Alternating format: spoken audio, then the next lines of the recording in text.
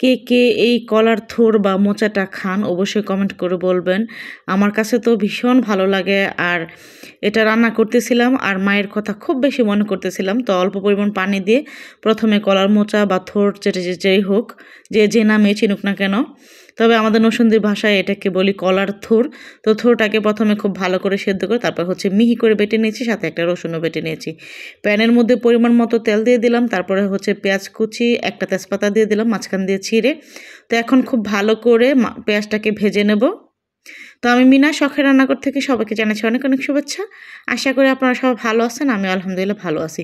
তো পেঁয়াজটা ভেজে নিয়েছি, তারপর এখানে পরিমাণ মতো লবণ, হলুদের গুঁড়া, মরিচের গুঁড়া, ধনিয়ার গুঁড়া আর ভাজা জিরার গুঁড়া দিয়ে দিলাম। অল্প একটু পানি দিয়ে তারপরে খুব ভালো করে কষিয়ে নেব। তো প্রথমে গরম মশলাটা দিতে ভুলে গিয়েছিলাম, তারপর এখানে গরম মশলাটা অ্যাড করে দিলাম। তো মশলা থেকে তেল ছেড়ে উঠেছে, এ পর্যায়ে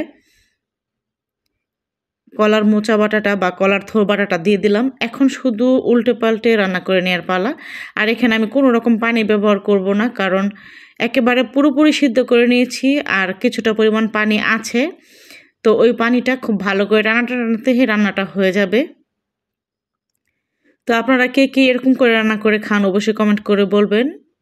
আর যারা এখনও এই জিনিসটা খান নাই তারা অবশ্যই আমার রেসিপি ফলো করে রান্না করে খেয়ে দেখবেন। গরম ভাতের সাথে এটা অসম্ভব ভালো লাগে। তো জাদুগরি পোলাও পাতাটা দিয়ে এখানে আমি খুব ভালো করে আরও কিছুক্ষণ নেড়েচেড়ে রান্নাটা করে নিয়েছি। আর এমন করে পানিটা শুকিয়ে নিয়েছি, মানে একটু পরিমাণ পানিও নেই। আর যতটা পানি টানিয়ে রান্না করা যায় তত বেশি স্বাদ লাগে।